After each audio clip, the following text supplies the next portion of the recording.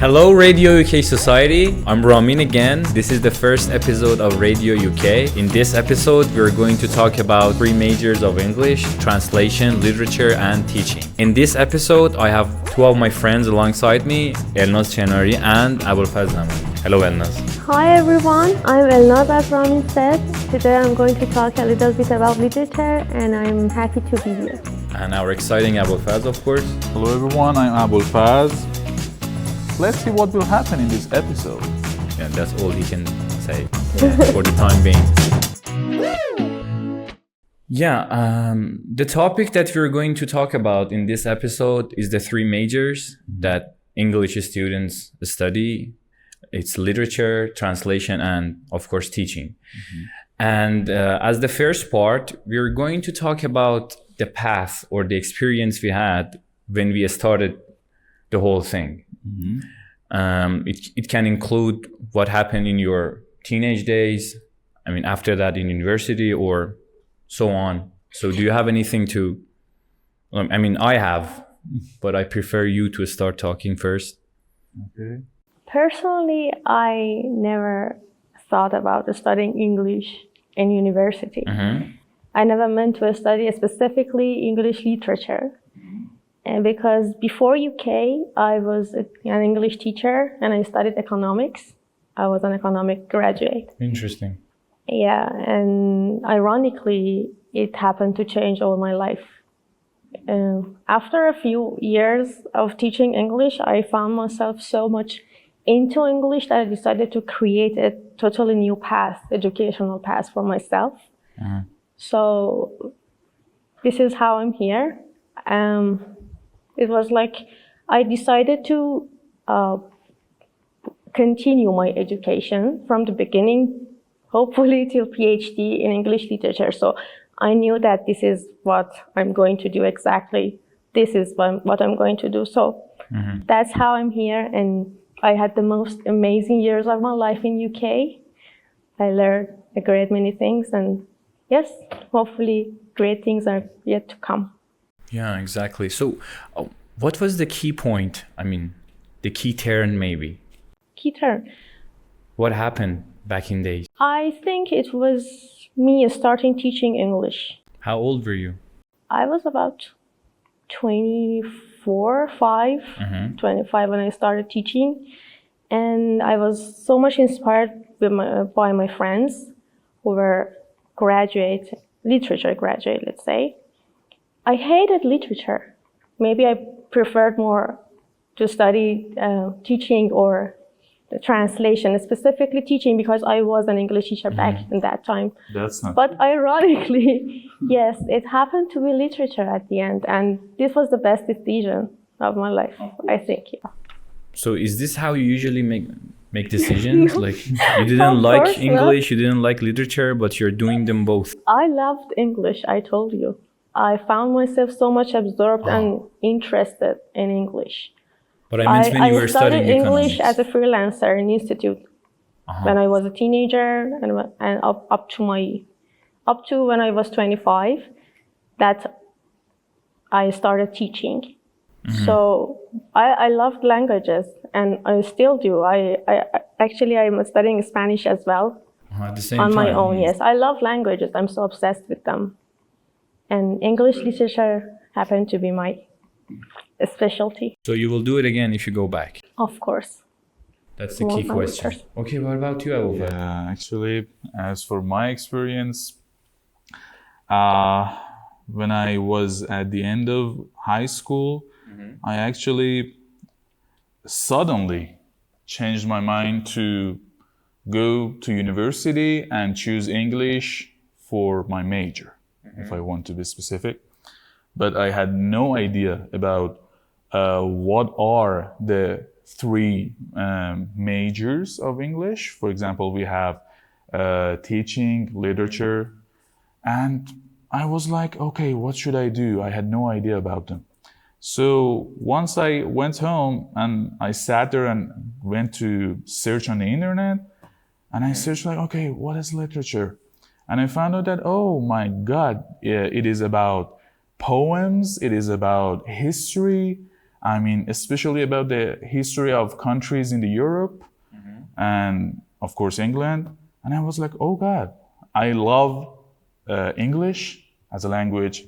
I love history. So that's it. I just chose it. I wrote it down in the website that we were supposed to do. And yeah, that was the way that I got into here. And I had no idea what is the main point of this, I mean, major or something. I just chose it, and I'm very sure that it is the best decision of my life. Yeah. And unlike you, I exactly knew what the courses would be. And actually, I had some pre-studies before entering UK. I remember that I finished the whole short story course. I asked for some of my friends, and he knew that these courses, these books are going to be covered. And I had some pre-studies during summer before entering university. You're it was exactly so interesting. the opposite. Yes. It was totally pre-planned for me. Not so much for me. Some touches on different courses before. Yeah. Interesting. So that was your story. Yeah. Mine is somehow similar to yours because in my not university. In my high school days, I used to be a methodical nerd, I would call it. I was studying all the time. I liked studying. It wasn't like for marks or anything. I loved studying. But at some point, it was my last year in high school, and I was like, I don't like this. I don't know where did it exactly come from. I was like, I don't like this. I don't want this anymore.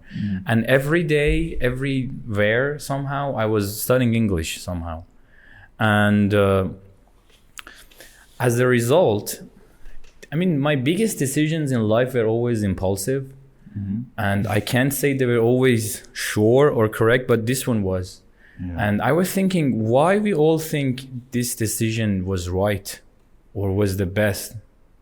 Because I don't know, maybe do we feel like it's correct, or it's actually correct? Like, do we have facts about what we decided? I think it's both. I mean, it's beside the feelings, or I mean, when I came here and started this, I mean, I was like, oh my God, this is exactly what I always wanted to study, because I hated studying at the last years of high school. But beside the facts, I mean, yeah, it's also about feelings, and it all goes correct in my mind. You know, from the point I'm seeing it, it made me a better person somehow. I mean, a more grown person maybe. That's why I feel like it was the right decision to make. Because when I was a teenager, I mean, I can also say before that, when I was a kid, I used to be a super introvert. Like I had something called public insecurity. I couldn't talk in front of people. I came here, I talked, and it made me a better person. So I think for me, it was the best decision. That's why I'm saying it. Do you agree? Of course. So 100%. Best decision for all of us probably. Exactly. So we can carved a new person out of me personally. Literature, I mean, learning another language actually activates another personality within you. Yes, of course, but the literature is a whole new world, and to me, it's like a book. No offense. Every page is a new world of its own that is to be discovered. There is no limitation to literature. You just need to put time and delve yourself into this.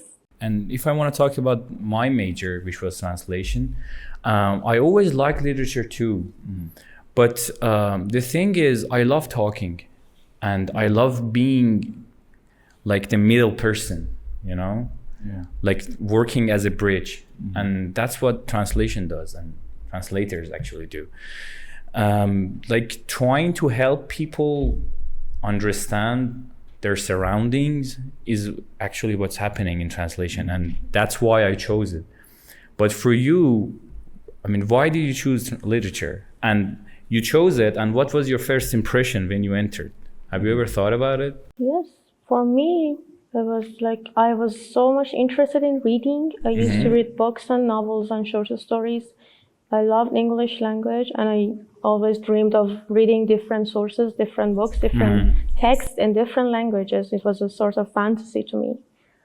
But at that time, I found myself so much interested in, I had no idea what exactly literature is.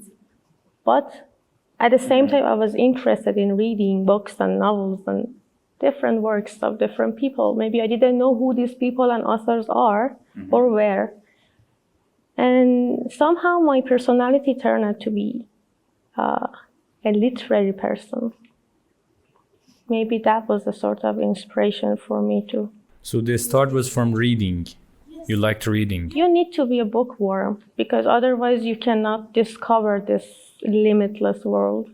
Yeah. So you need to be a bookworm and a reader. I don't call myself a reader, but maybe I had this option to be a literature. So the further you go, the more you can find. Yes, exactly. That's how you. So were you a bookworm? Of course not. Of course not. I actually always had a major crush on watching movies and series. And of course, I actually liked reading, but not by the books. I mean, by watching Reading the people. movie. He's a good listener, I suppose. Yeah. I mean, I always learn way better by listening and watching rather than just studying and reading. So I find myself a person who likes history, who likes poems, who likes stories, who likes theater and playing, maybe. So when I came here, I actually was super excited, and I was glad that I chose this major. Speaking of plays, this was the exact course that I didn't like. I didn't know what theater is. It didn't make sense to me going. Does it make sense now? Yeah, but in the first semester, you all know, Yeah. it opened a new window. Just gives you a big shock, Yes, exactly. And a big happy shock. literature helped me to understand what play is, what theater is, and now I found my interest in it as well.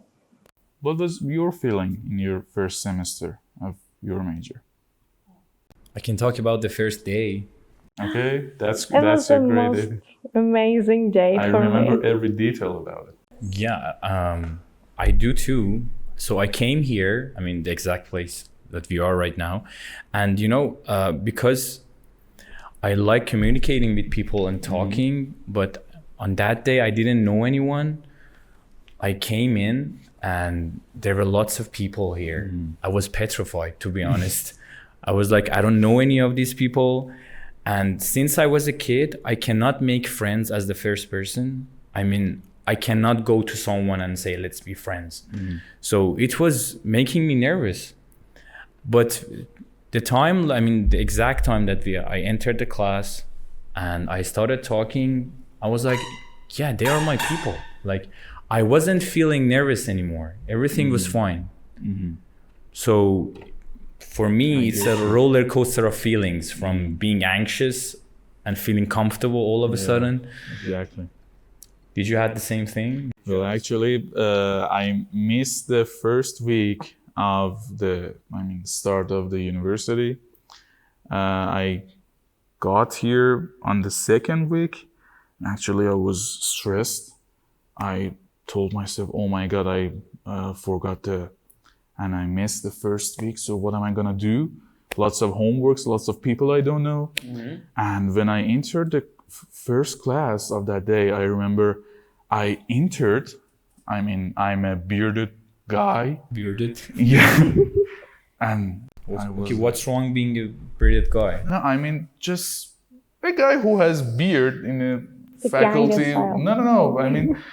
I used to have beard like this. Not as... You were not delicate anymore. Yeah. And you Why am I shouldn't be. talking about my beard? I don't know. Yeah, okay. So yeah, I entered the class anyway. It's a little bit noisy. It's okay. Don't worry. I was like, okay, 30 girls here. Oh my God, what is happening? No boys? Where should I sit? You were feeling the pressure. What should I do? And I was like this, okay. Oh my God, Bismillah ar-Rahman ar-Rahim, what should I do? And I sat there, and then the boys came in, and I was like, oh my God, thanks God. Bro saved you. Yeah, exactly. I mean, because in our system of education, we never have this interaction with other gender. I mean, so basically I was stressed. So yeah, that was the first day, and the teacher asked me, what's your name? And I was like, my name is Abolfazl. I was like that. My name's Armakad, yes. Decrease me there. What? No, leave me alone. Put me down. Yeah, exactly. Yeah. You know, I always had stories about my last name. Yeah, it's Ghasemie, as you know. And whenever they asked me, and the professors, I mean, what is your last name? I was like, Ghasemie. And they were like, Ghasemie. They felt like it's yeah at the end. I had to explain for them like 2 minutes that the yeah is part of the last name. But yeah, it always gets awkward. So I had the experience of being awkward by name. The other thing that I was thinking to talk about was that the audience that we talk about is everyone. But our focus today, at least, is the students that are studying here at the moment. So I was thinking, what about the do's and don'ts that you experienced, that you have, the wisdom you have right now, of course, after several years? Like, for me, it's like, if you pray for rain, you got to deal with the mud too. Have you heard the expression? Yeah. Like, Good one. Coming here means communication. You know, talking, having people around you. It's like life. Wherever you work or you're living, you need communication. But here is the best place to practice it. It's the best place to earn it somehow, because I'm one of the people who earned it. Do you have any advice for the young generation, since you're old enough to talk about it? Oh my God. At least I am old enough. I know. Yeah, you're the bearded guy. First of all, I really like to recommend trying everything you can, specifically during the Not 4 years. everything they can, but most let me of point out what Yeah, I mean sorry. by everything. Specifically during these 4 years of BA, because these are the sweetest years of education in university. I mean, for example, taking part in different activities, for example, taking part in ESA activities, English Students Associations, because they hold different ceremonies. And the hashtag, of course. Try writing essays for hashtag. You know, Podcast you don't know, people cannot see it. It teaches you, it gives you great many skills specifically for the future. If you have goals for MA or PhD, hopefully, it teaches you academic writing, which is highly required for future. So this is the best opportunity for all of us. It was for me, and we saw that it happened to be the same for everybody else. So this is not just 4 years of coming and going and studying and making friends. You have a whole lot of things to try and learn. You know, for me personally, I learned many things. For example, working with Photoshop, different applications, I don't know, writing, different things. It teaches you many skills that you need in the future. So Yeah, it's all part of this is the most important part. And I have another do as well. Go on, sure. I think I mentioned it. It was academic writing. Try practicing to learn academic Apparently writing. it's too important. Yeah, ditto, because I say it with emphasis. Yeah, you're emphasizing. Yes, Yeah. because it's very important. You will see that you need it a lot. I remember Ross in France always said, whom. There's the added mystery of, who gets who. Who gets whom? I don't know why I do that. Yeah. There was also this episode in Office talking about who and whom. Really? I haven't watched that actually. It is in my It's list. one of the best parts. Oh, okay. What? It's whoever, not whomever. So do you have any recommendations for young people? Well, actually, if I want to give a general advice for the newcomers, you will get excited when you enter here, but don't get too excited. Overexcited. Okay? Yeah. Just keep everything on the surface. I mean, play cool. And I have another advice, technically, for my major as literature. We have a course which is called Norton Anthology. I mean, The big guy. yeah, The exactly. best title. Exactly. I mean, The bearded big guy. Yeah. It can be you. it is somehow. me, okay? It looks like me. Technically him. Yeah. It looks scary, okay? But on the inside, it looks cool. I mean, it is good. Yeah. Always remember, don't underestimate it. I mean, if you leave it, I mean, for the last fortnight. for the last night before the I wanted to exam, mention that as well. it's gonna break you, okay? But if you read it, study it, I mean, it is one of the best experiences that I've ever had because you learn so much. Exactly. This is exactly what I wanted to mention, and two other courses as well. Sure. I wanted to say that don't mess with Survey of English Literature 1 and 2, and literary criticism and literary terms, because She's you're turning to going, the camera. She means it. you're going to need them all through your education up until PhD. Be sure about that. So you have to take it seriously. Yeah. And one more thing, it's one of the don'ts. Okay. If you're going to study here, never try to be absent from Dr. Habibzade's classes. Otherwise, you're going to face the music. They know what I'm talking about. Sad, angry face. No, it's not the He's face. gonna call you. He's gonna He made me hang call you. people. He's gonna call Did you you. know He's that? gonna hit Whoever you. was absent, I had to call them. Oh my God, He's that's a going new to one. ignore you for a few sessions. So I don't want to spoil the fun. Just don't. Make sure not to do that. Always show up, even in the worst situation. Is one of the don'ts. And Did you have any do's Simple poetry or for don'ts? literature for. no, the thing I wanted to say was, for being a good translator, you have to read for both languages. I mean, for example, you're translating from Persian to English or vice versa. You have to be reading. I'm not talking about studying. Reading materials from both sources. It's because you are, as I said, you are working as a bridge and you are between these two. So you have to know them both. And it's not like I'm a translator, only my English has to be good. I don't need to talk about other things. It's not like that. Your Persian has to be as good as the other one. That's a good point. Yeah, and for the teaching part, because we couldn't have Alireza here, Alireza Gordoghli, of course, our beloved fellow partner, we will add another part Yeah. to our episode, and he will be talking about teaching, of course, and we will have him, and That's great. And that's a pleasure to have him around. Okay, I don't seem to get a day off. Hey, come on, baby! Come on! Yes! Come on!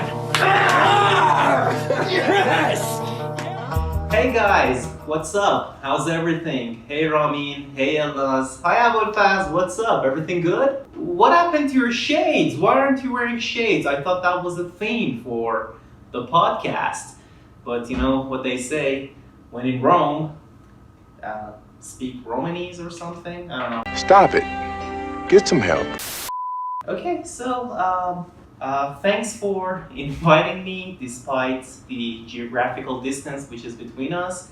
I wanted to be part of this podcast more than anything, and this means a lot to me that you asked me to join join in on the podcast and make a video so you can, I don't know, do some magic, do some Esmaeil magic about it. Okay. About the path, well, speaking from experience, when I started my education, my bachelor's education in English translation, which later on I continued to a master program in English teaching, I was thrilled. I mean, I was on cloud 7, cloud 9?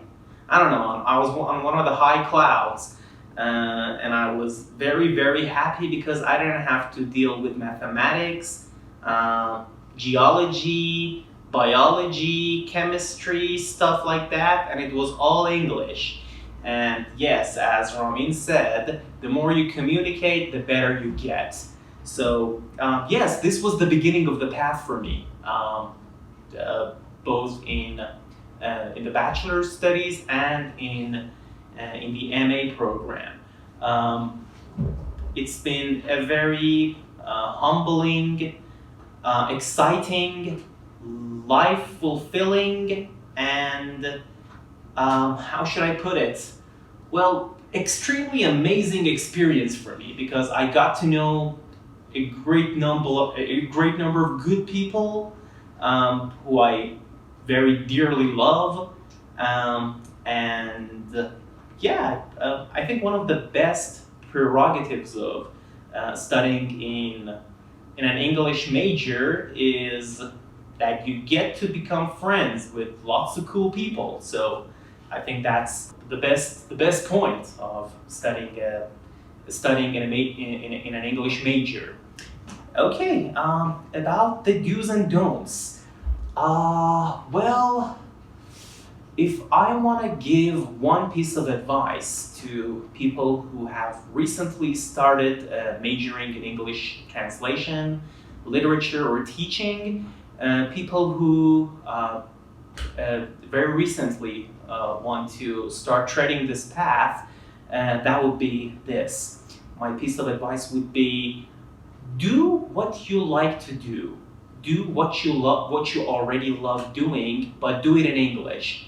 You see, you cannot expect to study a major, I don't know, be it translation, be it literature or whatever, and expect to become successful out of nowhere.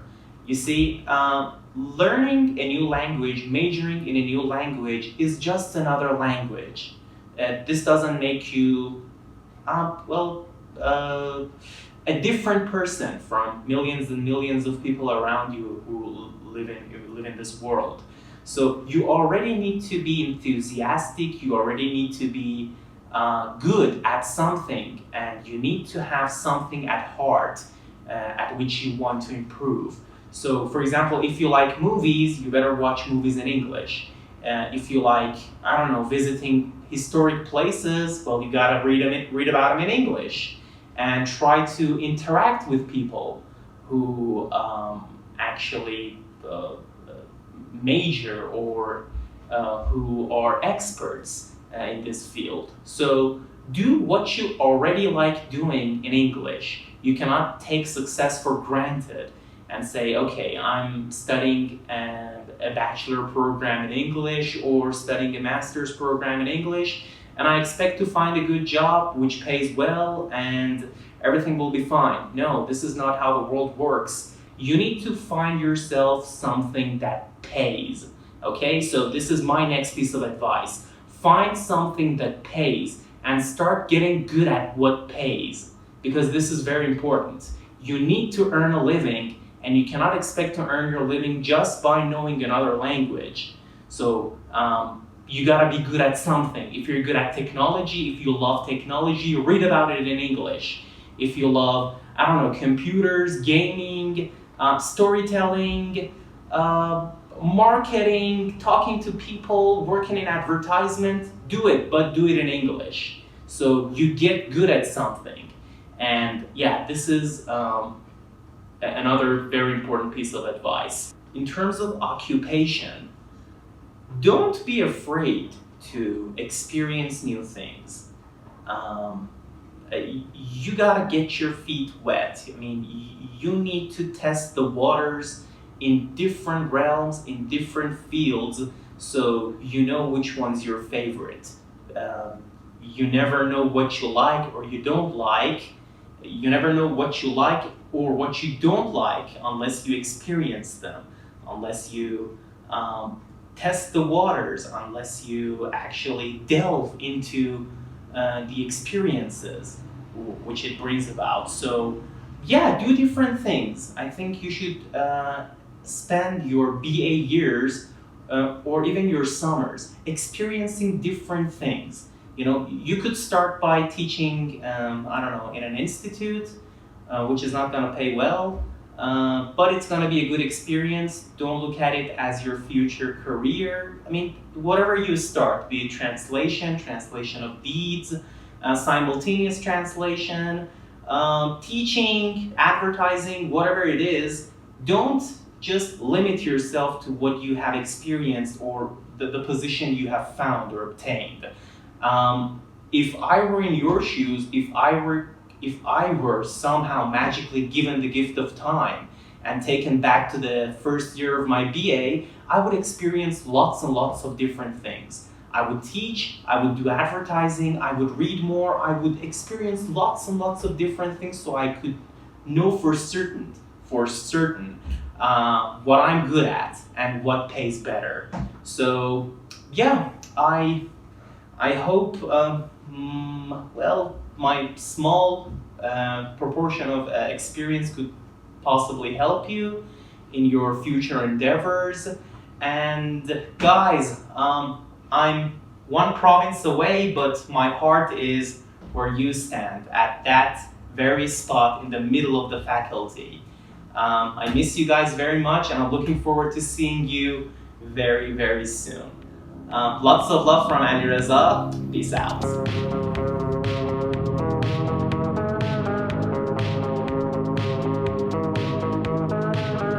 One other thing I wanted to talk about was the experience of studying MA in your major. Oh.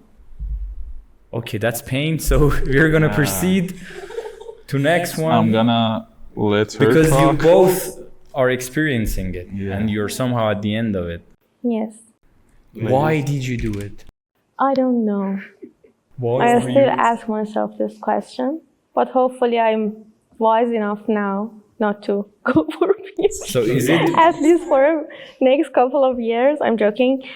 If you're going to seriously going to go for MA, plan it right from the first semester of BA. I'm not going to scare you. You are. No, because no. Sorry. Quite the opposite. If you have a pre-planned path for yourself for those 2 years, you begin studying in a way that helps you a great deal in your concours. Because it's going to be a little bit difficult concours. But if you have plans for studying, taking seriously, specifically those 3 subjects that I mentioned, it's going to be a lot easier for your concours, and specifically during those 2 years, because you're going to have a sort of recap of all you've studied in BA, specifically in these 3 subjects, and more, of course, and it's going to be a little bit, the atmosphere that we experience during BA is much fun. It's full of new adventure, new journeys we have a lot of time, much more time to experience different things, but during MA you are much busier, and it's a little bit, not boring, but tough, let's say. Hard to deal with. Academic. It's so much academic. It's not that fun as in BA. So you have to prepare for that, because sometimes you might be, how can I say? Surprised? Yes. Caught out of the blue, you can say. So Good phrases. yeah, you're giving me the right terms for that. So why did you do it? The MA? I'm not finished yet, by the way. Sorry. I thought you are, because... Why? I didn't say why. I just have some... So tell us why. Cautions. And you need to go for MA if you have academic plans for the future. For example, if you're going to be a university professor someday, in order to continue it until PhD. It's not like that you're going to have a very different career, I think. After MA is not going to be that much different. So be prepared for that as well. Yeah. You need to be. For me, it is that for the educational part of my life, I don't think of anything else other than English literature. So I chose to continue it as much as I can. So now I'm studying MA because I like it. Why should I lie? I mean, I love how this major is, how it's going. You enjoy the process. Yeah, exactly. I mean, I like the courses. It is teaching me so many things. I mean, even in real life. When I was in high school, I always used to say, okay, what is this teaching me? Okay. So what, you know? There's no use of it for me, you know? Yeah, exactly. But here I'm happy. I'm glad to study these. Oh my God, did I sound so much off-putting for MA? No, I asked it in a way it was off-putting. So your answer was off-putting. It is hard. It's on me, don't worry. It's really a difficult path. It has its own beauties and purposes as well, but because you need to have serious plans, otherwise it would be if you much more difficult. Look at it as a process. I mean, from high school, for example, to the PhD. From here, the teacher is the center. Okay, you get everything from the teacher. You learn, and it is always coming from the outside. You absorb it somehow. Exactly. But as you continue it to the PhD, for example, there will be a time that you should, think and invent sentences and ideas in your mind. The autonomy. Exactly. I mean, for literature, English literature.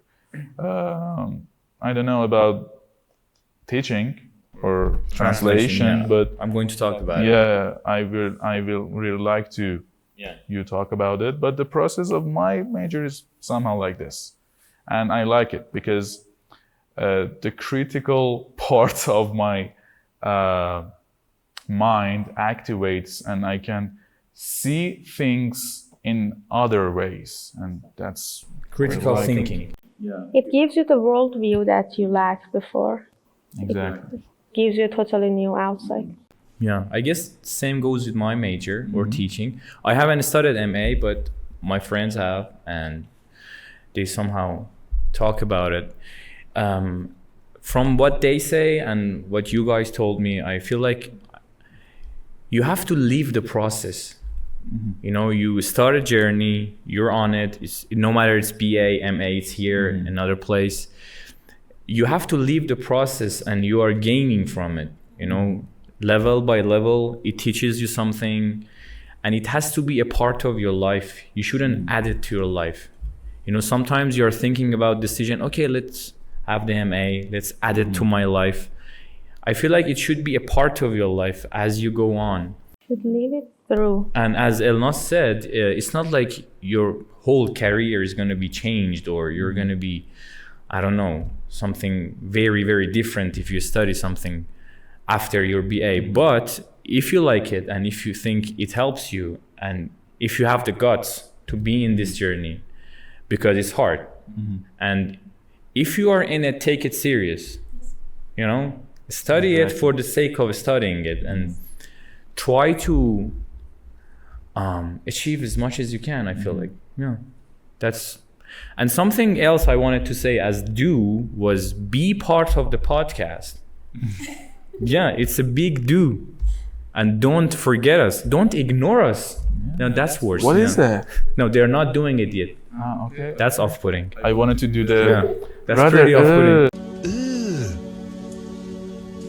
Brother, what's that? What's that, brother? Yeah, any part that you want, you can give us reactions. You can be here as a guest. I don't know, you can help us in every way possible that you can help us. So it can be the last do you have any don'ts? Don't mess with the distance we have from the main entrance until here. I was always late. I was born late somehow. Like every 8 in the morning class. Yeah, that's another don't. Okay, so I was saying, please be part of the podcast as much as you can. And for this part, do's and don'ts, you can, I mean, we will have something later on our pages, so you can participate and tell us, in your opinion, what are the things that we should do or we shouldn't do here, or generally in your major. Yeah, that's great. Yeah, participate. Let's talk about it. Exactly. So as the last part, let's talk about occupation. Okay. Let's talk money, baby. You know? Well, Forget about education. Yeah, who cares? What should we do? ladies first. No, I can pose questions, or we can go level by level. You can pose questions. Now, what happened to you? Well, what is happening to you, you know, job-wise? As far as I learned, there is no rigid, let me change my sentence. The border between these three branches of English major, I mean teaching, translation, and literature, is not very much rigid. I mean, you don't need to be graduate in that particular branch in order to do that particular job. Yes. As a literature graduate, I can be an English teacher, I can be a translator, I can be a simultaneous translator, I can, let me say, did I mention teaching? Yes. You can do great many things knowing English. So you don't need to, for example, to be a great teacher, you don't need to be specifically a teaching graduate. So you just need to keep up with the, for example, latest teaching methods. So just make sure what you want to do, what you are good at doing, and what you can do, because knowing English it gives you very much, whole lot of new opportunities to do. Exactly. This is what I have learned. I agree. Actually, it doesn't mean that if I'm a literature student, I can, for example, translate a piece of paper from Persian to English. I mean, translation of literary text. Of course, you can do it better. I mean, you have more detailed knowledge. Yeah, about translation, you mean? Yeah. But it doesn't mean, for example, that I can't learn it. Translating is a skill.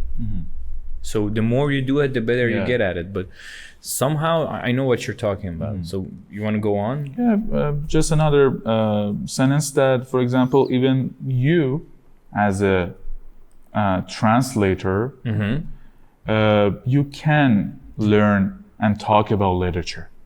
It is something that you just talk about, hear about, and you think about. You need that critical thinking that you already have. We already talked Pops about up to your mind, You know, I always think about this sentence, and I talk about it to people. Language is not math. You know what I mean? Because when we talk about job, perspectives for future, as language, a person who studies language, it's not like you can understand it now. Like when you look at future and you're studying language, you're like, okay, what options do I have? It's not like that. It's not math. You have to enter it and go on. And as you go on, you can find numerous things. You can be a scholar, you can be a writer, you can be a podcaster. Yeah, thanks for mentioning. This was the part that I forgot.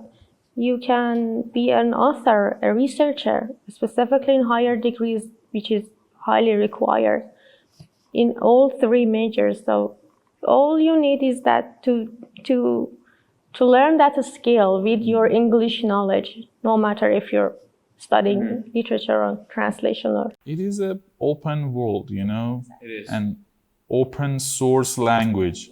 The computer guys know what I mean? Yeah, you can do anything. In this specific area.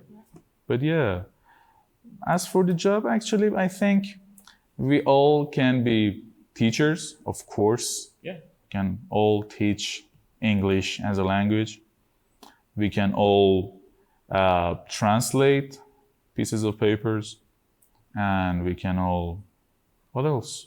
The thing is, you first need to find what you like, something that when you are doing it, you don't understand the passage of time, or you are not bothered by it. It can be anything. I'm not talking about only language-based jobs. Yeah. But one difference language has compared to other things, like language has a soul in it. It's not like other jobs. I've been teaching for years now, but I never repeat anything. For me, nothing is old. Yeah. Every day, something new.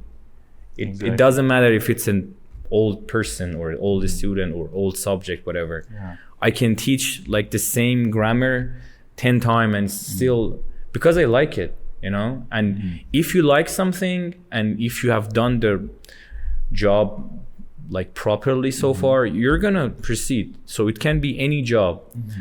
And in this part, we're saying that do not talk about options or do not think about what options you have in future. Just find what you like, just continue it. That's how you should probably do it. So one question I have is that what was the experience of studying an MA and working at the same time? Because it is somehow different from BA days. When I was in BA, I was I was flourishing. I had so much energy. Everything was beautiful. I even liked the springs. I hate it now. I feel like it's a bit different. Yeah, I get you. I mean, they are completely different realms, actually, BA and MA. Yeah, in BA, my experience was that in BA, it was like a heaven. I mean, you have fun all the time. Good old days. Yeah, you enjoy, you go out with your friends, you talk about English. I mean, you're not dead inside. Yeah, exactly. You go, you come, everything. Everything is fun, everything is cool. But in MA, it is like, okay, sit down, be tight, and listen. And everybody asks you these questions. Okay, what are you going to do? This is the hardest I'm going question to kill you. answer. You can say that. I'm going to kill the curious cat. So were you working and studying at the same time? Yeah, but the irony is that I'm sorry. No, you can continue. The irony is that all I preached so far for BA students, I couldn't practice myself as an MA student because I hardly had time to breathe. Yeah, you don't have during that. those.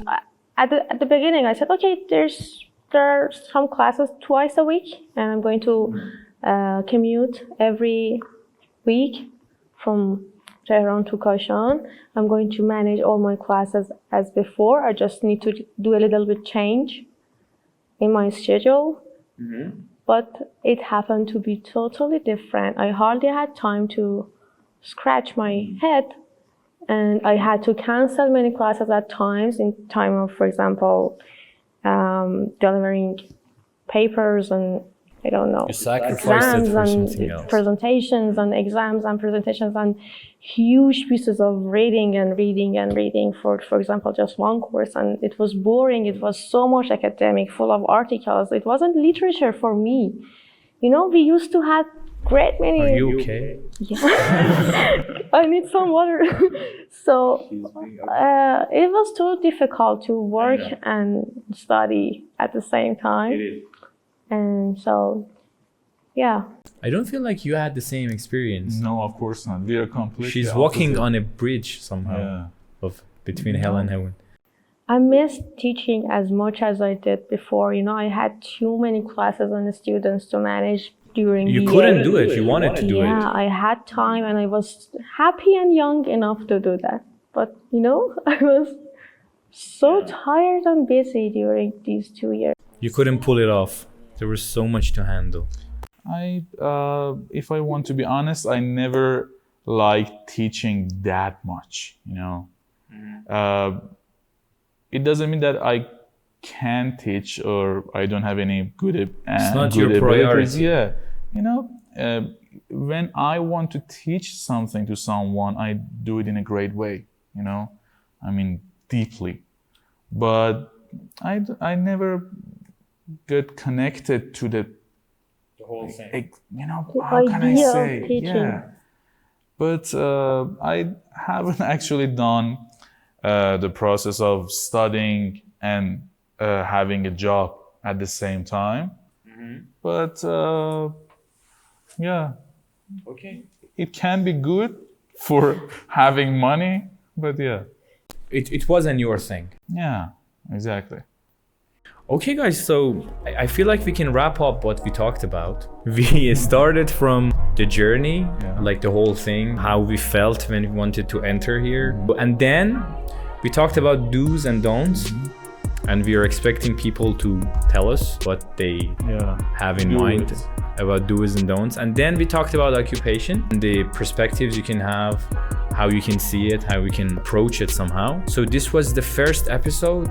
Previous one was the pilot episode of RadioUK, and I had my two dearest friends alongside me, Abolfazl and Elnaz. Thank you for being here. And thank you for watching and listening to us. Please subscribe, follow, and gives us feedbacks, whatever. Do you have anything to say at the end? No, thank you. I had a great time here with you guys. Thank you so much, and thank you for watching. Thanks for having us, and my good friend at the back. Yeah, definitely. And Esmaeil is the key person, seriously. Yeah, exactly. There's nothing done without him. Yeah, exactly. And I'm glad to be here. Hope this continues and we can be here, talk more about everything. And it depends on you guys. Talk to us, give us feedback. Yeah. Be a part of it. Yeah, exactly. In any way you can. Be a part of it. Yeah, hashtag as well. Okay, so stay tuned. Bye. Thanks for Bye. watching.